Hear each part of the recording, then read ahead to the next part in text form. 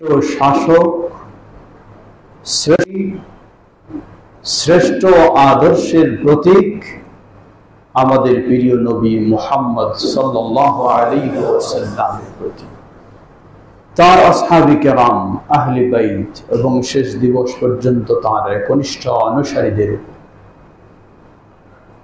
সমবেত মুসল্লিবৃন্দ, রাসূলুল্লাহ সাল্লাল্লাহু আলাইহি ওয়াসাল্লামের সুন্নাহ হচ্ছে এই জুমার খুতবা। এটি একটি সাপ্তাহিক, এটি একটি বিশেষ মুসলিম উম্মার জন্য গাইড, মুসলিম উম্মার জন্য নির্দেশনা। পরিবেশ পরিস্থিতি অনুযায়ী মুসলিম উম্মার কি করণীয়, কি অবস্থান হতে পারে, কি ভূমিকা থাকতে পারে, সেই নির্দেশনা নবী মুহাম্মদ সাল্লাল্লাহু আলাইহি ওয়াসাল্লাম তার জীবনে বিভিন্ন প্রেক্ষাপটে দিয়েছেন। বিশেষ করে জুমার খুতবাতেও সেভাবেই তিনি নির্দেশনা দিতেন। কিন্তু আজকে আমরা অনেক দুর্বল হয়ে গেছি, খতিব হিসাবেও, দুর্বল হয়ে গেছি শ্রোতা হিসাবেও। শুধু খতিব দুর্বল নয়, শ্রোতাও দুর্বল। খতিবের কাছে ইনসাফ বলার ভিতরে যেমন কমে গেছে, শ্রোতার কাছে তেমন শোনার ক্ষেত্রে ইনসাফ হারিয়ে গেছে।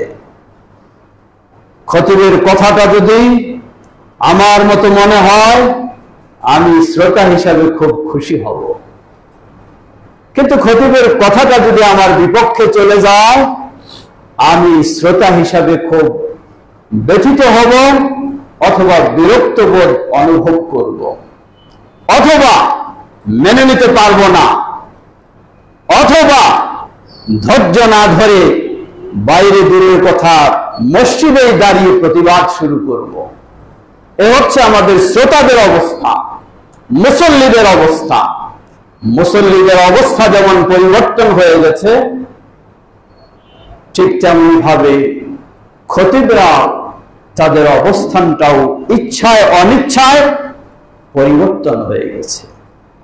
নবী মুহাম্মদ সাল্লাল্লাহু আলাইহি ওয়াসাল্লাম যেমন ছিলেন আদর্শ খতিব, যেমন তার কথা ছিল ইনসাফপূর্ণ, যেমন তার কথা ছিল নির্ভীক, যেমন তার কথা ছিল সত্য, যেমন তার কথা ছিল বাস্তব, শ্রোতারাও ছিলেন ঠিক সেভাবে।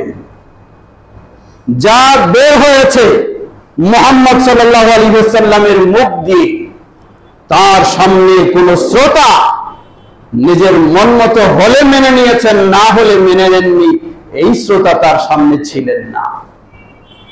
সবাই ছিলেন সামি'না ওয়া আতা'না, শুনলাম, মেনে নিলাম, আর আমাদের ভিন্ন কোনো কথা নেই, আর আমাদের ভিন্ন কোনো চিন্তা নেই, আর আমাদের ভিন্ন কোনো বক্তব্য নেই। কিন্তু আজকে আফসোসের সাথে বলতে হয়, সবটাই দুর্বল হয়ে গেছি, সবটাই পরিবর্তন হয়ে গেছি। ওই শ্রোতাও আজকে নেই, বরং শ্রোতা খতিবের চেয়ে বেশি পাওয়ার রাখে, শ্রোতা খতিবের চেয়ে বেশি ক্ষমতা রাখে। কারণ সেই যুগের খতিবকে তো শ্রোতারা নিয়োগ দেয়নি, আর এই যুগের খতিবকে শ্রোতারাই যখন নিয়োগ দেয়, মুসল্লিরাই যখন নিয়োগ দেয়, তাই মুসল্লিদের এই যুগে পাওয়ার খতিবের চেয়ে আরো বেশি হয়ে গেছে। যার ফলে সব দিকে লক্ষ্য করেই খতিবকে কথা বলতে হয়। সমবেত মুসল্লিবৃন্দ, সর্বোপরি এটি একটি বাস্তব চিত্র আমি তুলে ধরলাম, যা আমাদের সবারই জানা, আমরা সবাই বুঝি। সমবেত মুসল্লিবৃন্দ, মসজিদের মুসল্লি বিভিন্ন চিন্তার হবে, অসম্ভব নয়। বিভিন্ন মানসিকতার হবে, অসম্ভব নয়। বিভিন্ন গ্রুপের হবে, অসম্ভব নয়। কারণ মুসলিমদের তো এখন শুধু একটি গ্রুপ নয়, অসংখ্য গ্রুপ। রাজনৈতিক ফিল্ডে ভিন্ন ভিন্ন গ্রুপ, ধর্মীয় ফিল্ডে ভিন্ন ভিন্ন গ্রুপ, কিন্তু যাওয়ার জায়গা তো একটাই, সেটাই হলো মসজিদ।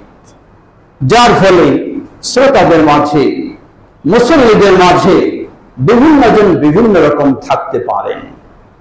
এতটুকু শুধু মনে রাখবেন, যদি আপনি কোন কোরআনের কথা শোনেন, যদি আপনি মুহাম্মদ সাল্লাল্লাহু আলাইহি ওয়াসাল্লামের কথা শোনেন, কোন অপব্যাখ্যা না থাকে, নিজের মতো কোনো ব্যাখ্যা না থাকে, তাহলে সেখানে আল্লাহকে ভয় করে মুখটা বন্ধ রাখবেন, আল্লাহকে ভয় করে সেটাকে মেনে নেবেন।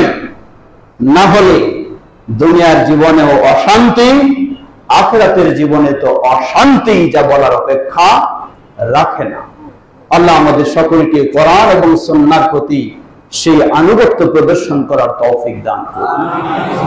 কোরআন সুন্নাহর কথা কোন রাজনৈতিক ব্যক্তির কথা নয়, কোন ধর্মীয় ব্যক্তির কথা নয়, কোন গোষ্ঠীর ব্যক্তির কথা নয়, কোন অঞ্চলের ব্যক্তির কথা নয়, কোন দায়িত্বশীলের কথা নয়। কোরআন সুন্নাহর কথা হলো আল্লাহ এবং তার প্রিয় রাসূল মুহাম্মদ সাল্লাল্লাহু আলাইহি ওয়াসাল্লামের কথা। আপনি কোন গ্রুপের ব্যক্তি রাখেন সেটা আপনার, কিন্তু আপনি যদি মুসলিম হন, আপনাকে আল্লাহ এবং তার রাসূলের কথাকে সর্বঊর্ধ্বে প্রাধান্য দিতেই হবে, সেটাকে আপনাকে মাথা পেতে মেনে নিতেই হবে। না হলে আপনি মুসলিম থাকতে পারেন না, না হলে আপনি আল্লাহর কাছে জান্নাত আশা করতে পারেন না। আল্লাহ আমাদেরকে সেই ঈমান দান করুন, সেই মানসিকতা আল্লাহ আমাদেরকে দান করুন। সমবেত মুসল্লিবৃন্দ, এটাও বাস্তব, মুহাম্মদ সাল্লাল্লাহু আলাইহি ওয়াসাল্লামের মতো আমাদের মতো খতিবরা যে সেই যোগ্যতা রাখি তা নয়, আমরা সেই যোগ্যতা রাখি তা নয়, আমাদের সেই দুর্বলতাও আরেক দিক থেকে রয়েছে।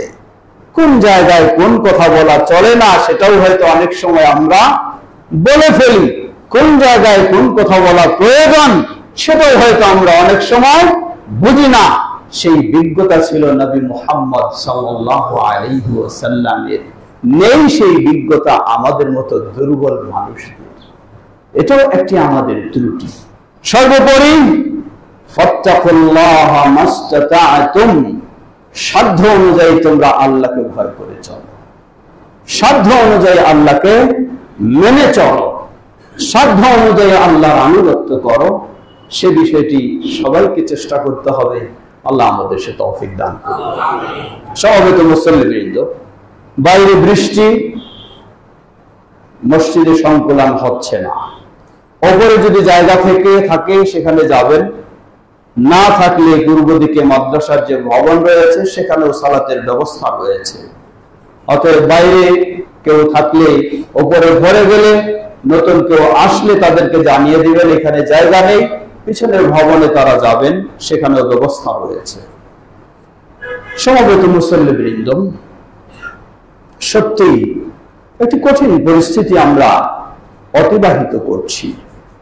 কেউ এই পরিস্থিতিতে শান্তি নেই, না শাসক না সাধারণ মানুষ, কেউ শান্তিতে নেই।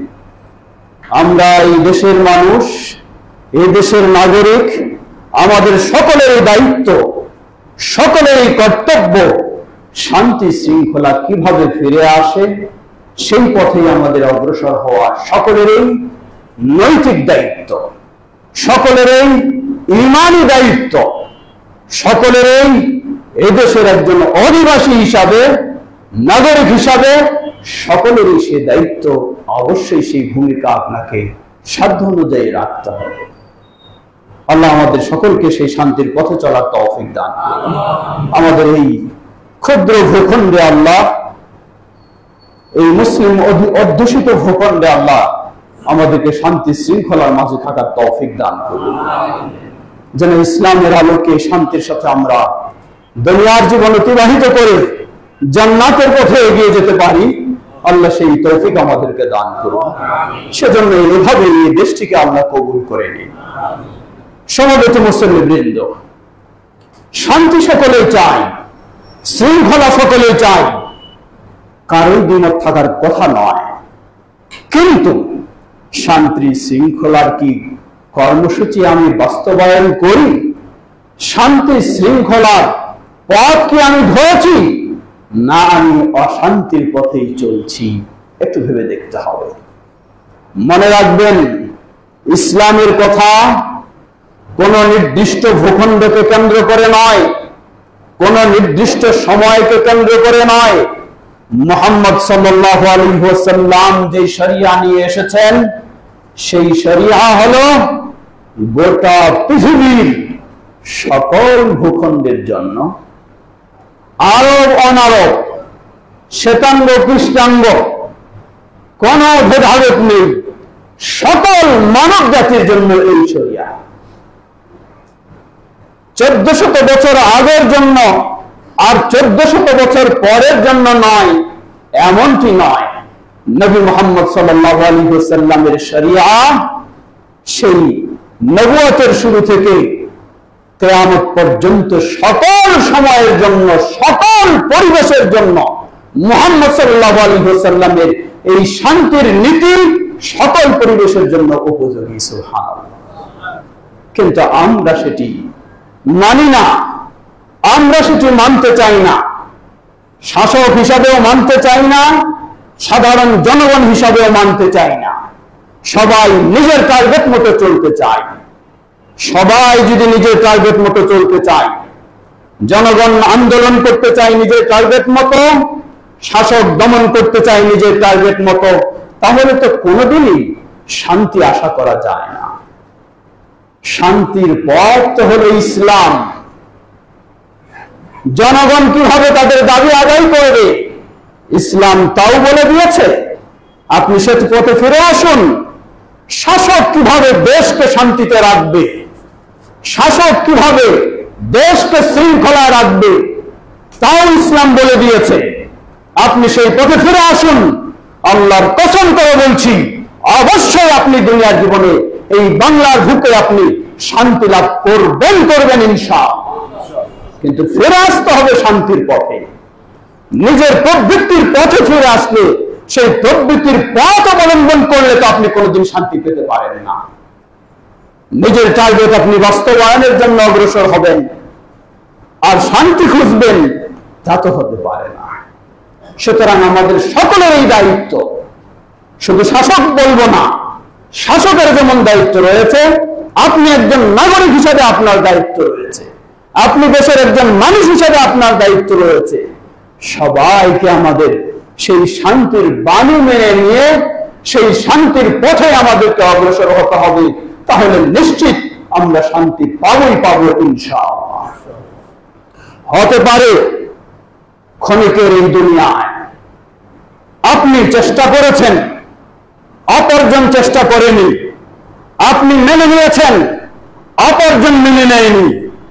আপনি সাময়িক অশান্তি অনুভব করলেও, অশান্তির সম্মুখীন হলেও, আপনি অবশ্যই আখিরাতে শান্তি পাবেন ইনশাআল্লাহ। কিন্তু যদি অন্যজন মানে না, তাই আমি মানব না, এই চিন্তায় চলতে চাই, তাহলে দুনিয়ার শান্তিও হবে না, আখিরাতের শান্তিও হবে না, সব শান্তি হারিয়ে যাবে। ফিরে আসি আল্লাহ রাসূল সাল্লাল্লাহু আলাইহি ওয়াসাল্লামের সামান্য কিছু দিক নির্দেশনা। একজন নাগরিক হিসাবে, একজন এদেশের অধিবাসী হিসাবে আমার কি দায়িত্ব বা আমার কি ভূমিকা থাকতে পারে, আমি কতটুকু অগ্রসর হব, সামান্য একটু শুধু আইডিয়া নেওয়ার জন্য এই স্বল্প সময়ে দু একটি কথা একটু আমরা জেনে নেই। 1400 বছর আগে নবী মুহাম্মদ সাল্লাল্লাহু আলাইহি ওয়াসাল্লাম কিভাবে সেই নির্দেশনাগুলি দিয়েছেন, সেই নির্দেশনা যদি আজকে আমরা বাস্তবায়ন করতে পারি, 1400 বছর পর নয়, 14,000 বছর পর হলেও ওই শান্তি ফিরে আসবে। যেমন শান্তি ছিল নবী মুহাম্মদ সাল্লাল্লাহু আলাইহি ওয়াসাল্লামের যুগে, যেমন নিরাপত্তা ছিল নবী মুহাম্মদ সাল্লাল্লাহু আলাইহি ওয়াসাল্লামের যুগে, যেমন ইনসাফ ছিল নবী মুহাম্মদ সাল্লাল্লাহু আলাইহি ওয়াসাল্লামের যুগে, আজও আমাদের যুগে সেটি ফিরে আসবে, কোনো সন্দেহ নাই ইনশাআল্লাহ। সমবেত মুসল্লিবৃন্দ, আমি একজন এই দেশের নাগরিক হিসাবে অধিকার বঞ্চিত হচ্ছি, আরো অনেক সমস্যায় রয়েছি ধরে নেন, তাহলে আমার করণীয় কি? আমি কি জ্বালাও পোড়াও শুরু করব? আমি কি সবকিছু বিক্ষোভের মাধ্যমে ভাঙচুর, ধ্বংস, নষ্ট সব কিছু শুরু করব? এটাই কি ইসলাম এলাও করে? এটাই কি ইসলাম বলে? কখনো কোনোদিন ইসলাম এটি বলে না। দেশের সম্পদ সংরক্ষণ করা প্রতিটি দেশের নাগরিকের একান্ত দায়িত্ব। এটি আমানত, এটি দায়িত্ব সংরক্ষণ করা। আপনি প্রতিবাদ করতে গিয়ে, আন্দোলন করতে গিয়ে সীমা লঙ্ঘন যদি করে ফেলেন, তাহলে আপনিও তো শান্তি নিয়ে আসতে পারবেন না, আপনিও তো শৃঙ্খলা নিয়ে আসতে পারবেন না, আপনিও তো কাঙ্ক্ষিত টার্গেটে পৌঁছতে পারবেন না। সুতরাং ইসলাম কতই না সুন্দর নিয়ম নীতি দিয়েছে। আমার কি দায়িত্ব? একটু লক্ষ্য করুন, অসংখ্য বর্ণনা যেগুলি খুতবার সময়ে স্বল্প সময়ে তুলে ধরা সম্ভব নয়, দু একটি শুধু নমুনা স্বরূপ বলছি। আল্লাহ রাসূল সাল্লাল্লাহু আলাইহি ওয়াসাল্লাম থেকে বর্ণিত সহিহুল বুখারী ও মুসলিমের হাদিস, প্রসিদ্ধ সাহাবী আব্দুল্লাহ ইবনে মাসউদ রাদিয়াল্লাহু তাআলা আনহু তিনি বলেন, ক্বালা লানা রাসূলুল্লাহ সাল্লাল্লাহু আলাইহি ওয়াসাল্লাম, আমাদেরকে রাসূলুল্লাহ সাল্লাল্লাহু আলাইহি ওয়াসাল্লাম বললেন, ইন্নাকুম সাতারাউনা বা'দি আফারা ওয়া উমারা ওয়া উমুরান তুনকিরুনাহা, জেনে রাখো তোমরা আমার পরে এমন এমন অবস্থা দেখবা, এমন এমন তোমাদের দায়িত্বশীল দেখবা, যারা কি আসারাতান, মানে তারা শুধু নিজের নিয়ে ব্যস্ত থাকবে, শুধু নিজকে সামলাতেই চেষ্টা করবে, নিজের অর্থই সংগ্রহ করবে, নিজের স্বার্থই শুধু দেখবে। ও উমুরান, আরো অনেক কিছু তোমরা পাবা, তুনকিরুনাহা, তোমরা কোনোটাকেই ভালো হিসাবে মেনে নিতে পারবে না, কারণ সবটাই খারাপ, সবটাই ক্ষতিকারক, সবটাই কষ্টদায়ক, সবটাই বেদনাদায়ক, সবটাই আপনার স্বার্থ বিরোধী, এমন পাবেন। ক্বালু ফামা তা'মুরুনা ইয়া রাসূলুল্লাহ, সাহাবায়ে কেরাম আবেদন করে বসলেন, হে আল্লাহর রাসূল সাল্লাল্লাহু আলাইহি ওয়াসাল্লাম, এমন প্রেক্ষাপট যদি আমরা পেয়ে যাই, তাহলে আমাদেরকে কি উপদেশ দিচ্ছেন, আমাদেরকে কি নসিহত করছেন, কি নির্দেশনা দিচ্ছেন? ক্বালা আদ্দু ইলাইহিম হাক্কাহুম, তোমাদের প্রতি তাদের যা হক রয়েছে, অধিকার রয়েছে, সেই অধিকার তোমরা আদায় করো। মনে রাখবেন, এটা আমার কথা নয়, আপনার মনের সাথে যদি না মিলে আপনি বলবেন এগুলো কি শোনায়। মনে রাখবেন, এটা আপনার ঈমানের কথা, এটা আপনার ইসলামের কথা। আপনার আবেগের সাথে না মিলতে পারে, আপনার চিন্তার সাথে না মিলতে পারে, কিন্তু আপনার আবেগকে এটার সাথে মিলাতেই হবে। এটার নাম হলো ইসলাম। আবেগ মতো চলবেন, কাজ করবেন, আর বাহাদুরি দেখাবেন, আর বলবেন এই সেই না, ফিরে আসুন আপনার ইসলামের প্রতি। আল্লাহ রাসূল সাল্লাল্লাহু আলাইহি ওয়াসাল্লাম বললেন যে এই ধরনের পরিস্থিতি কোনটাই আপনার পক্ষে দেখছেন না, সব আপনার বিপক্ষে, সব আপনার স্বার্থ বিরোধী, সব শাসকের স্বার্থে। কি করবেন আপনি? আল্লাহ রাসূল সাল্লাল্লাহু আলাইহি ওয়াসাল্লাম আপনাকে নির্দেশ দিচ্ছেন, আদ্দু ইলাইহিম হাক্কাহুম, তাদের হক তোমরা তাদেরকে দিয়ে দাও, তার অধিকার যেটা সেটা দিয়ে দাও। ওয়াসালুল্লাহ হাক্কাকুম, আর তোমাদের অধিকার আল্লাহর কাছে চাও। আল্লাহ, তোমাদের অধিকার আল্লাহর কাছে চাও। অন্যের দেওয়ার ক্ষমতা নাই, দেওয়ার ক্ষমতা একমাত্র আল্লাহ সুবহানাহু ওয়া তাআলা। কিভাবে করবেন? আরেক হাদিস দেখুন, আল্লাহ রাসূল সাল্লাল্লাহু আলাইহি ওয়াসাল্লাম সেখানে আবার কতভাবে বললেন, ইন্নাকুম সাতালকাউনা বা'দি আসারাতান ফাসবিরু হাত্তা তালকাউনি আলাল হাউজ, মুত্তাফাকুন আলাইহি। এটি সহিহ বুখারী মুসলিমের হাদিস। ইন্নাকুম সাতালকাউনা বা'দি আসারাতান, জেনে রাখো আমার পরে তোমরা এমন এক পরিবেশ পরিস্থিতির সম্মুখীন হবে, তোমাদের যারা দায়িত্বশীল, তোমাদের যারা শাসক, তোমাদের যারা লিডার, তোমাদের যারা নেতা, তারা শুধু নিজের স্বার্থটাই দেখবে, জনগণের স্বার্থ দেখবে না, তোমাদের স্বার্থ দেখবে না। রাসূল সাল্লাল্লাহু আলাইহি ওয়াসাল্লাম কি বললেন? বললেন ফাসবিরু হাত্তা তালকাউনি আলাল হাওদ, তোমরা ধৈর্যের পরিচয় দাও, হাত্তা তালকাউনি আলাল হাওদ, এমন কি কতদিন? যতক্ষণ না তোমরা ওই তোমাদের জন্য আমি হাউজের কাছে গিয়ে অপেক্ষা করব, আমার সাথে সাক্ষাৎ না হয় ততক্ষণ পর্যন্ত তোমরা ধৈর্য ধারণ করো। আল্লাহু আকবার, আল্লাহু আকবার। কি বুঝলেন? এর হাদিসের ব্যাখ্যা কি? এর অর্থ কি? এর ব্যাখ্যা দুটি হতে পারে, এর অর্থ দুটি হতে পারে। তাহলে আপনি বলবেন আমার বিপরীত পরিস্থিতি দেখছি, আমি ধৈর্য কতদিন ধরব? কতদিন ধরব? ধৈর্য হলো ওই হাউজে যাওয়ার পর্যন্ত। এর মানে গোটা জীবন আপনাকে, যুগের পর যুগ আপনাকে ধৈর্যের পরিচয় দিতে হবে। দ্বিতীয় অর্থ সেটি হলো, আপনি যদি ধৈর্যের পরিচয় দেন, মানে রাসূল সাল্লাল্লাহু আলাইহি ওয়াসাল্লামের এই নির্দেশনা আপনি পালন করেন, তাহলে দুনিয়ার জীবনে এই ধৈর্যের কারণে নির্যাতিত হলেও, নিষ্পেষিত হলেও, মজলুম হলেও, আখিরাতের জীবনে নবী মুহাম্মদ সাল্লাল্লাহু আলাইহি ওয়াসাল্লাম আপনার জন্য হাউজে কাউসারে অপেক্ষা করছেন, আপনি নবী সাল্লাল্লাহু আলাইহি ওয়াসাল্লামের সাথে সেখানে গিয়ে সাক্ষাৎ করে হাউজের পানি পান করার সৌভাগ্য লাভ করবেন। সুবহানাল্লাহ, আল্লাহু আকবার, আল্লাহু আকবার। দুনিয়ার জীবনটাকে এত বড় মনে করবেন না। দুনিয়াটাই আপনার বড় নয়, আপনার বড় হলো আখিরাত, আপনার বড় হলো জান্নাত, আপনার বড় হলো আল্লাহর সন্তুষ্টি, আপনার বড় হলো মুহাম্মদ সাল্লাল্লাহু আলাইহি ওয়াসাল্লামের পথে আপনি চলবেন।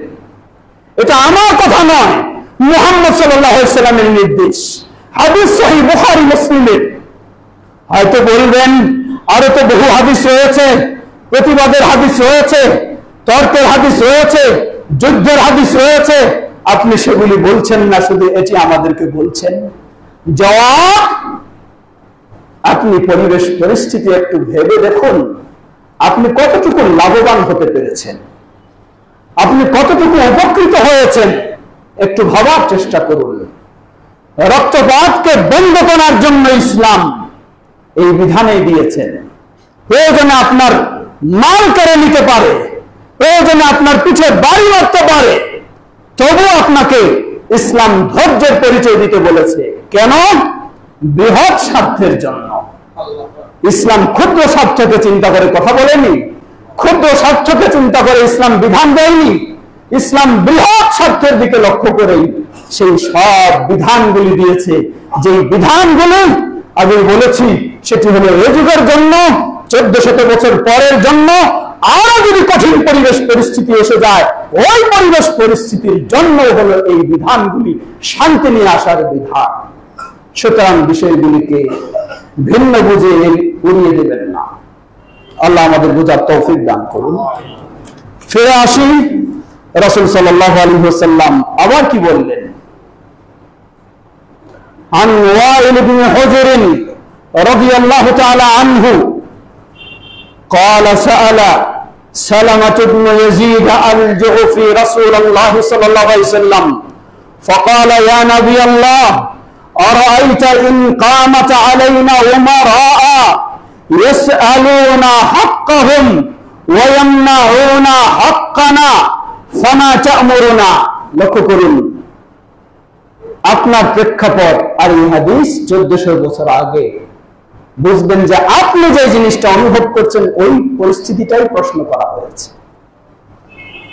সাহাবী প্রশ্ন করলেন, হে আল্লাহর রাসূল সাল্লাল্লাহু আলাইহি ওয়াসাল্লাম, হে আল্লাহর নবী, আর আইতা, আপনি কি মতামত দিচ্ছেন, আপনি কি নির্দেশনা দিচ্ছেন? ইন কামাত আলাইনা উমারা, আমাদের শাসকরা যদি এমন হয়ে যায়, ইয়াসআলুনা হাক্কাহুম, আমাদের কাছে তাদের অধিকার দাবি করে, ওয়ায়ামনাউনা হাক্কানা, কিন্তু আমাদের অধিকার তারা দেয় না, আমাদের অধিকার থেকে বঞ্চিত তারা আমাদেরকে করে। এমনটা যদি হয়ে যায় আমাদের শাসকরা, ফামা তা'মুরুনা, আপনি আমাদেরকে কি উপদেশ দিচ্ছেন, কি নসিহত করছেন, কি নির্দেশনা দিচ্ছেন?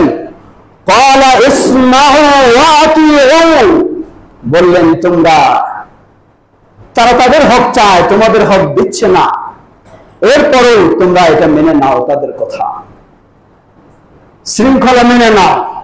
ফাইন্নামা আলাইহিম মা হুমিলু, কারণ দুনিয়ার আদালতেই তো শেষ নয়, আল্লাহর আদালত রয়েছে।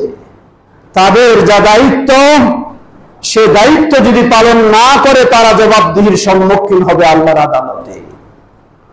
ওয়া আলাইকুম মা হুমিলতুম, তোমাদের যা দায়িত্ব তোমরা তার জবাবের সম্মুখীন হবে। রাওয়াহু মুসলিম, সম্ভবত মুসলিম। তো হয়তো কেউ বলতে পারেন এসব নির্দেশনাগুলি তো শুধু মুসলিম শাসকের ক্ষেত্রে, আমরা তো মুসলিম শাসকের অধিকার নেই, ইসলামী রাষ্ট্রের দেশে আমরা নেই। জবাব, কোনো সন্দেহ নেই, একজন মুসলিম পৃথিবীর বুকে সে অমুসলিম দেশেও থাকতে পারে, মুসলিম দেশেও থাকতে পারে। অমুসলিম দেশে থাকলেও শৃঙ্খলার জন্য তাকে সীমারেখা খেয়াল রাখতে হবে, মুসলিম দেশে থাকলেও শৃঙ্খলা ও বৃহৎ স্বার্থের জন্য তাকে খেয়াল রাখতে হবে। সুতরাং বিষয়গুলিকে শুধু একদিকে রেখে বোঝার চেষ্টা করব না। এ মর্মে অনেক নির্দেশনা আগেই বলেছি, শুধু দু একটি আমি স্মরণ করে দিচ্ছি। এর অর্থে প্রতিবাদ নিষেধ করছি তা নয়, অবশ্যই প্রতিবাদ হবে, অবশ্যই আপনি অন্যায়কে মেনে নেবেন না, সেটি অবশ্যই, কিন্তু মেনে নেবেন না কোন পর্যায়ে, কি পর্যায়ে আপনার অবস্থানটা হবে আপনাকে লক্ষ্য করতে হবে। আপনার এই অন্যায়ের প্রতিবাদে ন্যায় নিয়ে আসবে কিনা, না আরো বড় অন্যায় চলে আসবে। যদি আরো বড় অন্যায় চলে আসে তাহলে আপনাকে ধৈর্যের পরিচয় দিতে হবে। আর যদি ন্যায় আসার সম্ভাবনা থাকে তাহলে তো অবশ্যই আপনি সেটাও ইসলামের সীমারেখার আলোকে আপনি অবশ্যই প্রতিবাদ করবেন। আপনি একজন দেশের নাগরিক হিসাবে আপনার দায়িত্ব আল্লাহর কাছে রয়েছে, দুনিয়াতেও রয়েছে, আখিরাতেও রয়েছে। আমরা যেন বিষয়গুলি সঠিকভাবে উপলব্ধি করে দেশের শান্তি শৃঙ্খলার ক্ষেত্রে সকলেই ভূমিকা রাখতে পারি। আল্লাহ আমাদের তৌফিক দান করুন। ওয়া আখিরু দাওয়ানা আলহামদুলিল্লাহ রাব্বিল আলামিন। আলহামদুলিল্লাহ, আলহামদুলিল্লাহ রাব্বিল আলামিন, ওয়াসসালাতু ওয়াসসালামু আলা রাসূলিহি ওয়া আলা আলিহি ওয়া সাহবিহি আজমাইন, আম্মা বাদ। খুতবার সময় শেষ হয়ে গেছে, তারপরে একটু অনুরোধ জানাবো, কয়েক মিনিট হয়তো বেশি লাগতে পারে। ফিরে আসি, এতক্ষণ বলছিলাম আমরা সংক্ষিপ্ত ভাবে ইসলাম আমাদেরকে কি বলছে। এখন একটু দেখে নেই ইসলাম শাসককে কি বলছে। ইসলাম কি শাসককে জুলুম করার জন্য অনুমতি দিয়েছে? ইসলাম কি শাসককে অবিচারের জন্য সুযোগ দিয়ে দিয়েছে?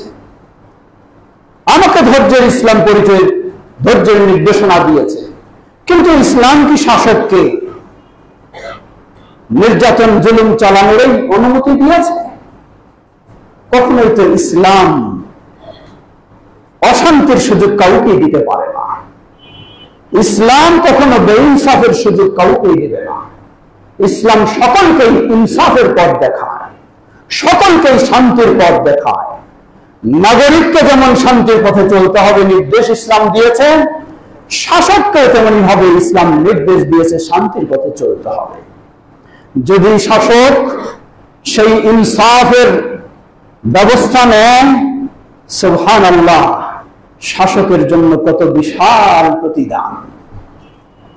সহিহ মুসলিমের হাদিস, আল্লাহ রাসূল সাল্লাল্লাহু আলাইহি ওয়াসাল্লাম থেকে প্রসিদ্ধ সাহাবী আব্দুল্লাহ ইবনে আমর ইবনে আল-আস রাদিয়াল্লাহু তাআলা আনহু বর্ণনা করছেন, তিনি বলেন, রাসূলুল্লাহ সাল্লাল্লাহু আলাইহি ওয়াসাল্লাম বলেন, ইন্নাল মুকসিতিনা ইনদাল্লাহ আলা মানাবির মিন নূরিন আন ইয়ামিনির রহমান ওয়া কিলতা ইয়াদাইহি ইয়ামিন আল্লাযীনা ইয়াদিলুনা ফি হুকমিহিম ওয়া আহলিহিম ওয়া মা উল্লু, রাওয়াহু মুসলিম।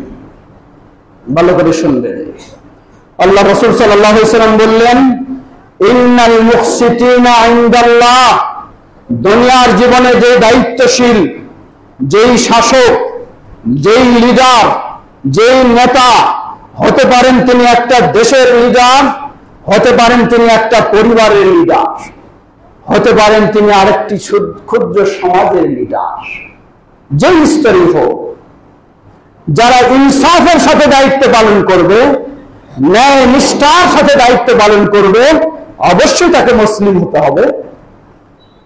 তার প্রতিদান হলো আলা মানাবির মিন নূর আন ইয়ামিনির রহমান, কিয়ামতের কঠিন বিভীষিকাময় দিনে দয়াময় রহমানের ডান দিকে সেই নূরের মেম্বারে তার আসন হবে। সুবহানাল্লাহ, সুবহানাল্লাহ।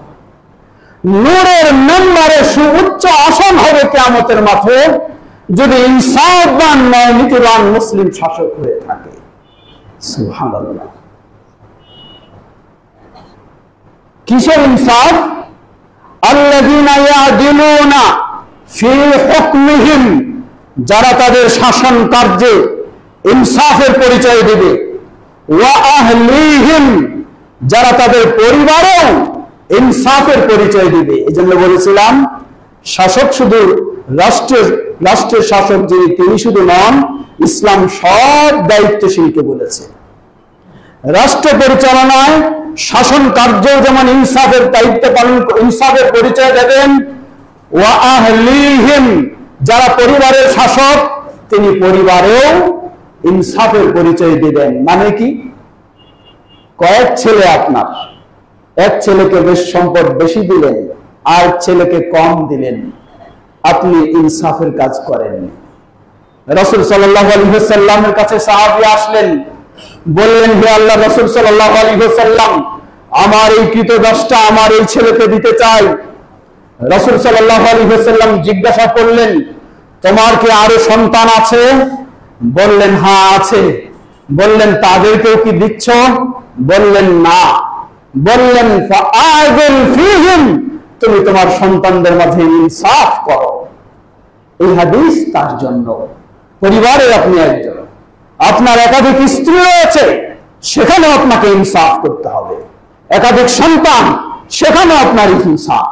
আপনি কোনো কিছুর দায়িত্বশীল, হতে পারে মসজিদে, হতে পারে মাদ্রাসার, হতে পারে সমাজে, সেখানেও আপনার ইনসাফ যখন আপনি বাস্তবায়ন করবেন, আল্লাহকে ভয় করে, আল্লাহর সন্তুষ্টি অর্জনের জন্য, ওই মুসলিম ইনসাফবান দায়িত্বশীলের জন্য প্রতিদান হলো দুনিয়ার জীবনে তাকে অনেক ভোগ পেতে হতে পারে, কিন্তু আখিরাতের কঠিন বিভীষিকাময় দিনে আল্লাহ সুবহানাহু ওয়া তাআলার ডান দিকে সেই নূরের মেম্বারের উপরে তার স্থান হবে। সুবহানাল্লাহ। এই হাদিসে আল্লাহ রাসূল সাল্লাল্লাহু আলাইহি ওয়াসাল্লাম বলে দিলেন আরেকটি শব্দ, কিলতা ইয়াদাইহি ইয়ামিন। আল্লাহ সুবহানাহু ওয়া তাআলার দুই হাত, তবে দুটোই হলো ডান হাত। সুবহানাল্লাহ, দুটোই ডান হাত। কেন? আমরা জানি, আমাদের একটা ধারণা আছে, মানুষের দুই হাত, একটা ডান একটা বাম। সাধারণত ডানটা শক্তিশালী, বামটা দুর্বল। এটা একটা দুর্বলতার দিক।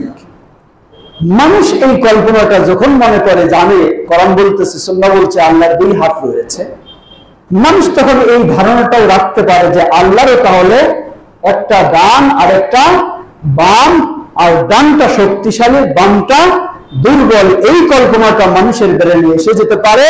এই জন্য আল্লাহ রাসূল সাল্লাল্লাহু আলাইহি ওয়াসাল্লাম সংশোধন করে দিলেন, সাথে সাথে বলে দিলেন, জেনে রাখো, কিলতা ইয়াদাইহি ইয়ামিনুন, আল্লাহ সুবহানাহু ওয়া তাআলার ডান দিকে, এর মানে একদিকে বাম রয়েছে আল্লাহর, এটা না, আল্লাহর দুটো হাতই হলো ডান। সুবহানাল্লাহ।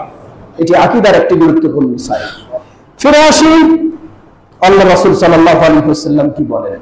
প্রসিদ্ধ সাহাবী নাকাল ইবনে ইয়াসির রাদিয়াল্লাহু তাআলা আনহু হতে বর্ণিত, তিনি বলছেন, শুনেছি রাসূল সাল্লাল্লাহু আলাইহি ওয়াসাল্লাম বলেন, মা মিন ওয়ালিন ইয়ালি রাইয়াতাম মিনাল মুসলিমিন ফায়ামুতু ওয়া হুয়া গাশুন লাহুম ইল্লা হারামাল্লাহু আলাইহিল জান্নাহ।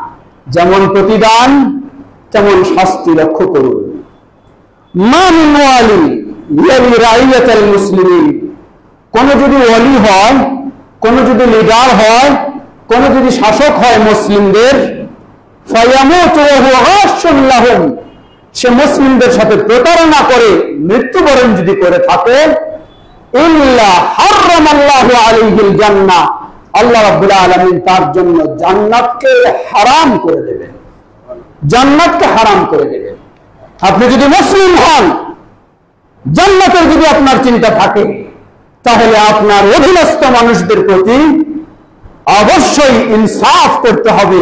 কখনো আপনি অধীনস্থ মানুষদের সাথে প্রতারণা করতে পারেন না, অধীনস্থ মানুষের সাথে কখনো ছলনা করতে পারেন না, তাহলে আপনি কখনো ছিনিমিনি খেলতে পারেন না।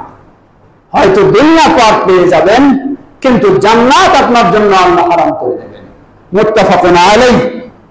ওয়া আনহু, একই সাহাবী থেকে আরেকটি হাদিস তিনি বলেন, মা মিন আবদিন ইয়াসতারঈহু আল্লাহু রাইয়াতান ফালাম ইয়াহুতাহা বিনাসিহাতিন ইল্লা লাম ইয়াজিদ রাইহাতাল জান্নাহ। কোন আল্লাহর বান্দাকে যদি আল্লাহ, নেতৃত্ব তো আল্লাহই দেন, ক্ষমতা আল্লাহই দেন, কোন আল্লাহর বান্দাকে যদি আল্লাহ মুসলিমদের ক্ষমতায় নিয়ে আসেন, আর সে ব্যক্তি যদি মুসলিমদের কল্যাণকামী না হয়, লাম ইয়াজিদ রাহিয়াতাল জান্নাহ, জান্নাত তো দূরের কথা, জান্নাতের সুগন্ধি পর্যন্ত সে পাবে না। মুত্তাফাকুন আলাইহি, সহিহ বুখারী মুসলিমের হাদিস। শেষ করতে যাচ্ছি উম্মুল মুমিনিন আয়েশা রাদিয়াল্লাহু আনহার একটি হাদিস। আরেকটি হাদিস হলো প্রসিদ্ধ সাহাবী আয়েশ ইবনে আমর, তিনি বলছেন, শুনেছি আল্লাহ রাসূল সাল্লাল্লাহু আলাইহি ওয়াসাল্লাম তিনি বলেছেন, ইন্না শাররার রাআ আল হুতামা, রাওয়াহু মুসলিম। পৃথিবীর বুকে নিকৃষ্ট শাসক হলো তারা, আল হুতামা, যারা জালেম শাসক, যারা জুলুম করে, অন্যায় করে, অবিচার করে, তারাই হলো পৃথিবীর বুকের নিকৃষ্ট শাসক। যদি শাসক তার অধীনস্থ মানুষের সাথে সদাচরণ না করে, সহানুভূতি না রাখে, সদয় না হয়, আল্লাহ রাসূল সাল্লাল্লাহু আলাইহি ওয়াসাল্লাম থেকে উম্মুল মুমিনিন আয়েশা রাদিয়াল্লাহু আনহা বলেন, তিনি বলছেন, ক্বালা রাসূলুল্লাহ সাল্লাল্লাহু আলাইহি ওয়াসাল্লাম, 1400 বছর আগে রাসূলুল্লাহ সাল্লাল্লাহু আলাইহি ওয়াসাল্লাম এই দোয়া করে গেছেন। রাসূল সাল্লাল্লাহু আলাইহি ওয়াসাল্লামের দোয়া আল্লাহ কখনো ফিরিয়ে দেননি, কবুল করেছেন। কি দোয়া? আল্লাহুম্মা মান ওয়ালিয়া মিন আমরি উম্মতি শাইআ ফাশাক্কা আলাইহিম ফাশকাকা আলাইহি, হে আল্লাহ, আমার উম্মতের কোন কিছুর দায়িত্বে, নেতৃত্বের দায়িত্বে যদি কেউ থাকে, অতঃপর তাদের প্রতি যদি নিষ্ঠুরতা ও কঠোরতা এই ব্যবস্থা রাখে, আল্লাহুম্মা ফাশকাকা আলাইহি, হে আল্লাহ, আপনিও ওই নিষ্ঠুর শাসকের প্রতি নিষ্ঠুর হয়ে যান, আপনিও তার প্রতি কঠোর হয়ে যান, আপনিও তার প্রতি সেই কঠোরতার বদলা কঠোর দান করুন। ওয়ামান ওয়ালিয়া মিন আমরি উম্মতি শাইআ ফারাফাকা বিহিম ফারফাক বিহি, রাওয়াহু মুসলিম। যদি কোনো ব্যক্তি মুসলিমদের শাসক হয়, অতঃপর মুসলিমদের সাথে সহানুভূতি আচরণ করে, তাদের সাথে নম্রতা প্রদর্শন করে, তাদের সাথে ভদ্রতা পোষণ করে, তাদের সাথে নিষ্ঠুর না হয়, হে আল্লাহ, আপনিও ওই শাসকের প্রতি নম্র ভদ্রতা দান করুন। সুবহানাল্লাহ। এটি আল্লাহ রাসূল সাল্লাল্লাহু আলাইহি ওয়াসাল্লাম 1400 বছর আগে দোয়া করেছেন। আমি অনেকজনকে বহুভাবে অপেক্ষা করে আমি আমার ক্ষমতা দেখাতে পারি। মনে রাখবেন, আহকামুল হাকিমিন, সর্বশ্রেষ্ঠ হাকিম যিনি, ক্ষমতার মালিক যিনি, তিনি হলেন আল্লাহ সুবহানাহু ওয়া তাআলা। নিষ্ঠুরকারীর প্রতি নিষ্ঠুরতা দিতে আল্লাহ সুবহানাহু ওয়া তাআলার তো মুহূর্তের প্রয়োজন নেই। জালেমের প্রতি জুলমের বদলা দিতে আল্লাহর তো কোনো মুহূর্তের প্রয়োজন নেই। তবে আল্লাহ সুবহানাহু ওয়া তাআলা ছাড় দিয়ে থাকেন। দেখেন আল্লাহ রাব্বুল আলামিন ইবলিসকে আল্লাহ কেন ছাড় দিলেন, ওই প্রশ্নের জবাবটা আপনি মনে রাখবেন। ইবলিস প্রকাশ্য শত্রু হিসাবে ঘোষণা দিয়ে কাজ করছে। আল্লাহ ইবলিসকে কেন সুযোগ দিলেন? আল্লাহকে ধ্বংস করতে পারেন না ইবলিসকে? তাহলে আপনাকে চুরিতে নিয়ে যাচ্ছে, ছিনতাইতে নিয়ে যাচ্ছে, খুনে নিয়ে যাচ্ছে, ডাকাতি নিয়ে যাচ্ছে, অন্যায় যত রকমের সব অন্যায় ইবলিস আপনাকে লিপ্ত করাচ্ছে। আল্লাহ কেন ইবলিসকে ছাড় দিলেন? আল্লাহ ইবলিসকে ছাড় দিলেন আপনাকে পরীক্ষা করার জন্য, যে ইবলিসের ভয়ে আপনি ভীত হয়ে যান বেশি, না আল্লাহর ভয়ে আপনি ভীত হন, এই পরীক্ষার জন্য। ঠিক একই ভাবে আল্লাহ সুবহানাহু ওয়া তাআলা ছাড় দিয়েছেন সাময়িকভাবে নমরুদকে, ফেরাউনকে, আবু জাহলকে, কিন্তু আল্লাহ সুবহানাহু ওয়া তাআলা জুলমের প্রতিদান, প্রতিফল আখিরাতে দিয়েছেন, দিবেনই, দুনিয়ার যুগেও আল্লাহ সুবহানাহু ওয়া তাআলা দিয়েছেন।